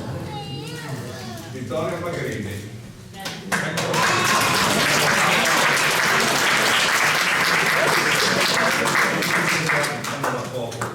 Eccolo qua, quindi è il termino della SAS e poi il libro da leggere.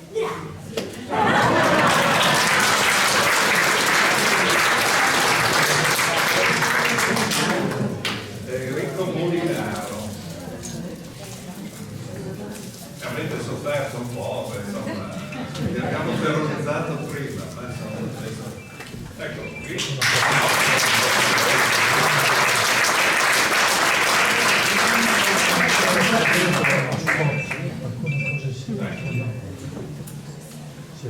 Matteo Paleologo, eccolo qua.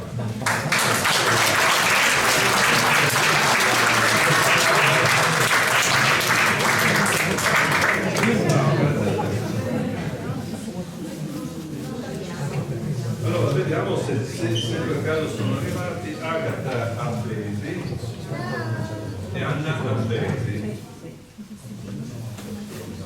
No, non vedo. Allora li mettiamo qui.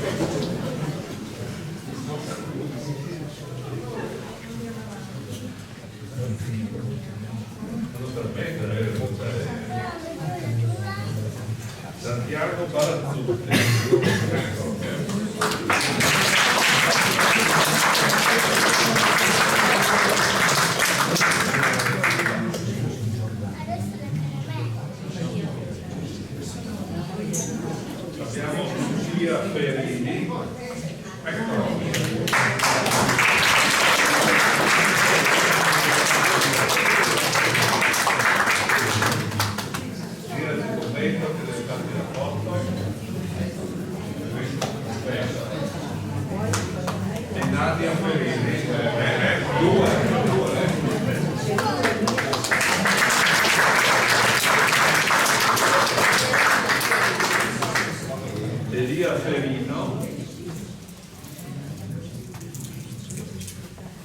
Vabbè, ci vediamo. Comunque verranno recapitati, non li registriamo.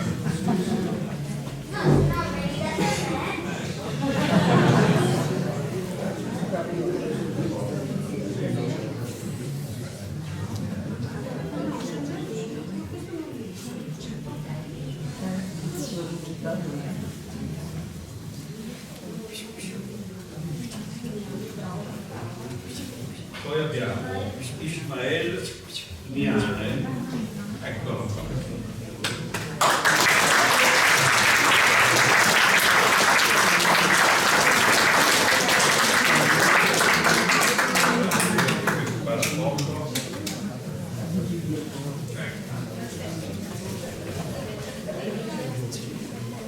Allora, Filippo, bellissimo Pariglio Morale.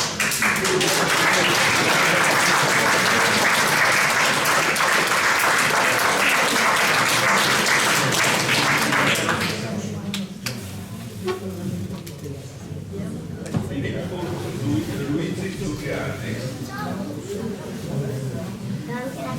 No, vediamo qua.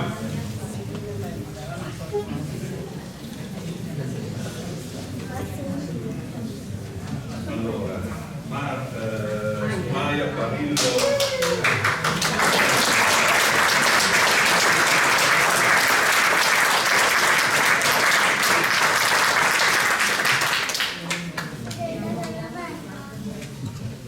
E poi abbiamo anche un terzo Leonardo Serafini.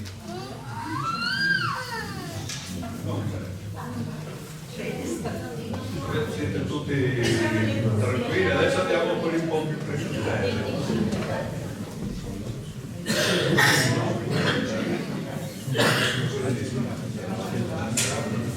Ecco, adesso abbiamo i 25esimo di appartenenza e adesso faccio premiare Giovanni. Io dico i nomi e tu premi, va bene? Non avranno il libro, non avranno lo zainetto, avranno solo lo stemmino. Ecco. Allora, Martini Andrea.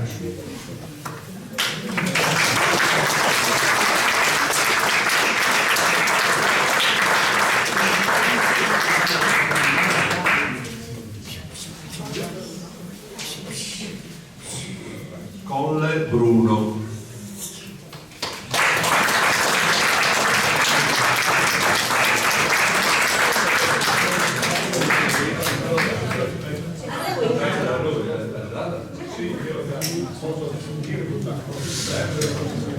Immagino che ci sia un tuo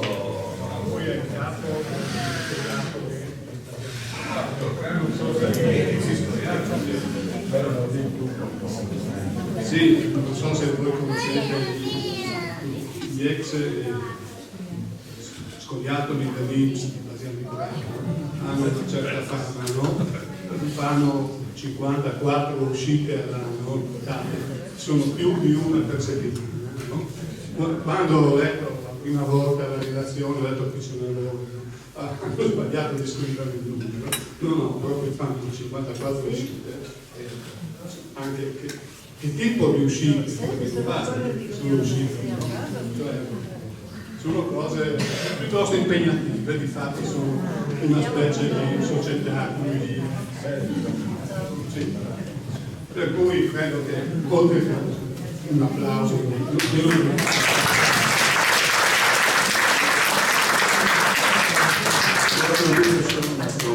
che sono non orgogliosissimo di rappresentare gli sfogliatori risultati e sono felice di essere a capo di questa piccola società ma di grande colore e di grande bontà. Non lo farò.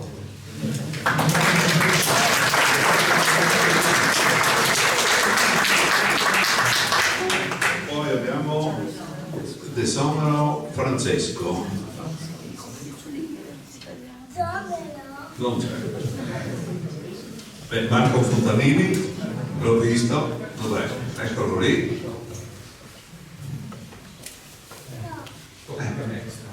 Tocca.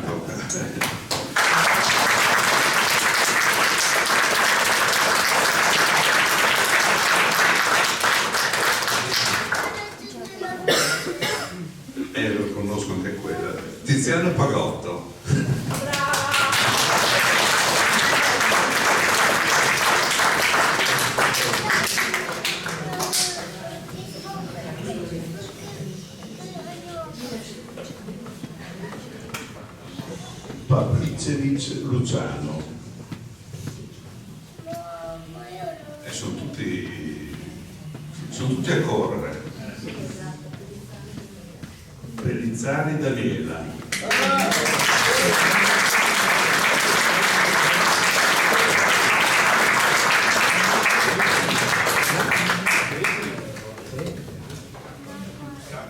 Sono timidi, non vogliono farsi fare la foto.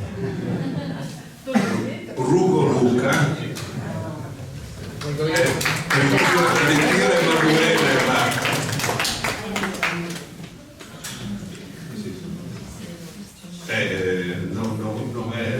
non è Luca ma Emanuele, ma Sempre lunga.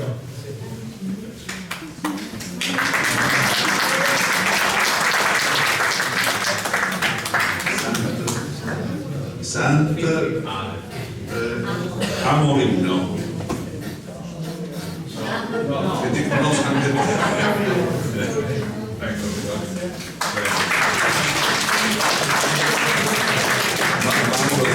uno delle anime di Tarzento, della sottosezione di Tarzento, giusto? Vabbè.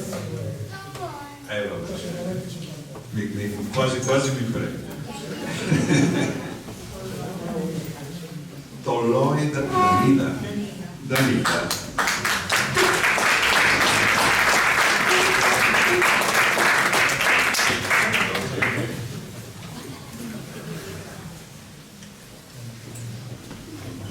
Abbiamo finito.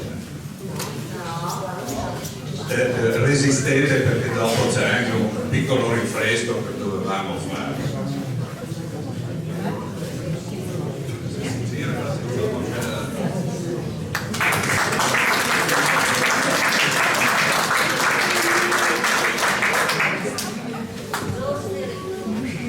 Zorzi Trezzo, anche questo lo conosco da un po' di tempo.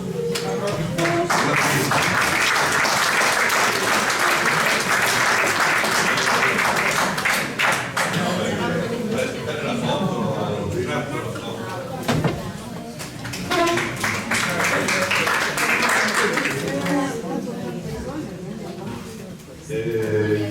Qui diciamo che allora Caruso, Mirka, vediamo se potete pensare perché alcuni hanno detto che non potevano esserci. Coletti Andrea, Fabro Nicoletta, Franco Vicchio Nicoletta. sì, Nicoletta.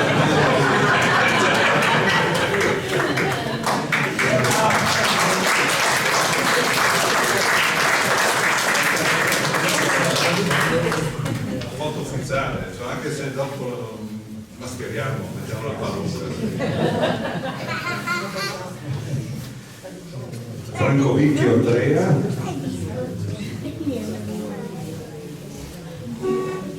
Petris Emanuele e Quaglia Anselmo. Quindi diciamo tiriamo sull'asticella un pochettino. Ma se vuoi anche quelli di 50 anni, cioè, forse conosci qualcuno.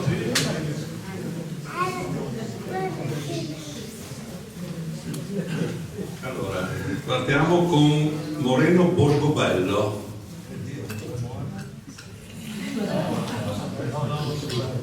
No? Non so, non c'è, vabbè.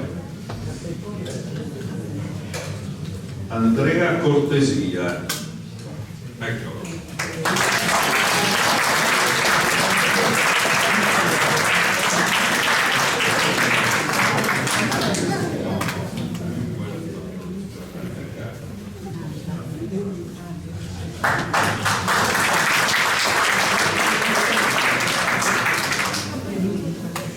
Allora, San Piero Gallino, che mi pare che siete presente di San Daniele.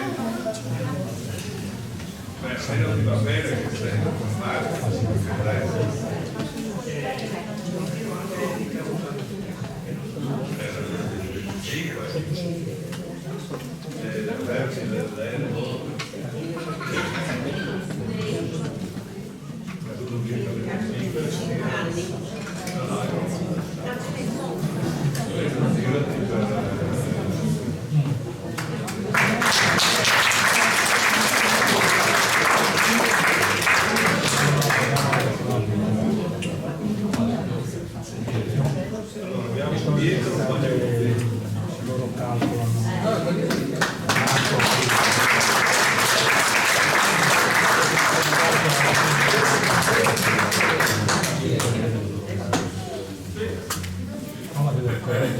Buonasera a tutti, io non voglio dilungarmi, volevo solo salutare Dario, Gianpietro, che hanno iniziato con me e che purtroppo non ci sono più, pertanto un saluto a loro.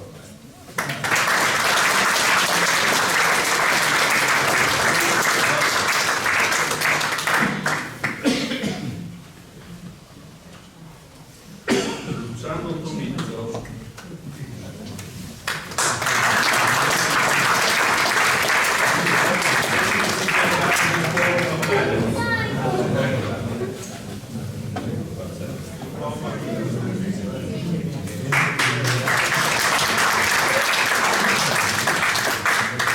Claudio Toso.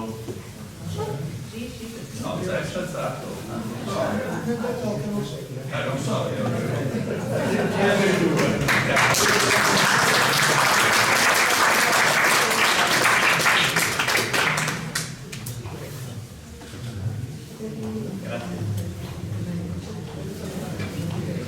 Rosella Morano.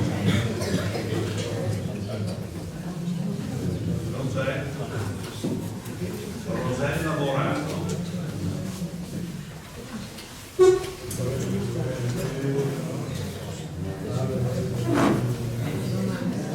Zamberto Zilli.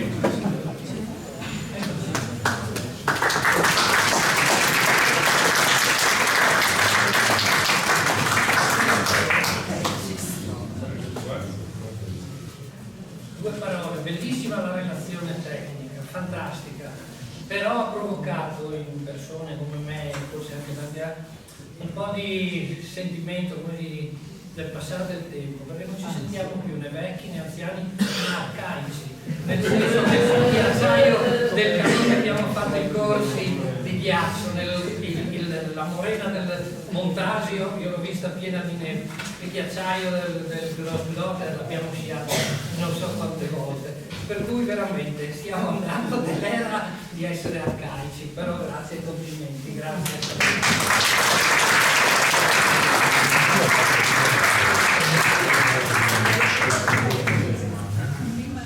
Maurizio Giuliani.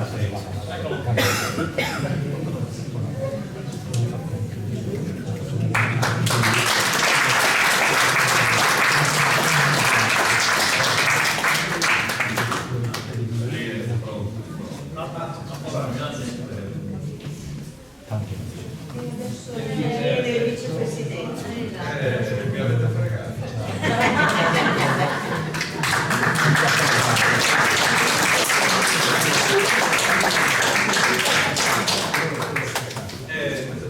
Tocca anche a me. Benissimo, grazie.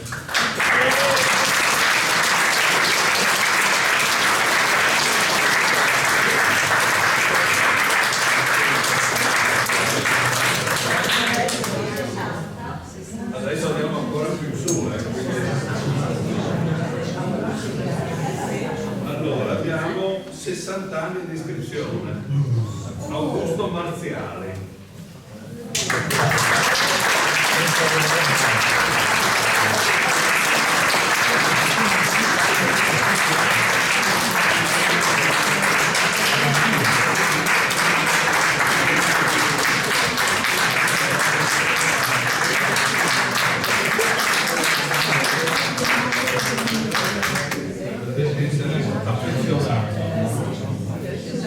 E quando guardo ho un altro che conosco, un certo Paolo Favro, 65 anni di iscrizione.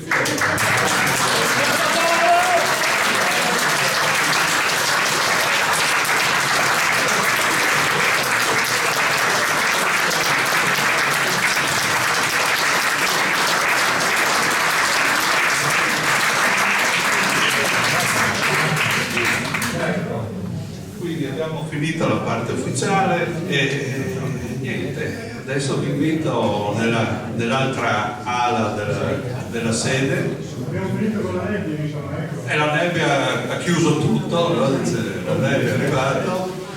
Avevamo un piccolo dubbio perché avevamo 2 Paolo Fabro nella SAF, no? Però uno è del 2016 che non è sicuramente lui. Ecco, quindi vi invito pian pianino ad arrivare alla sala di lettura dall'altra parte per un breve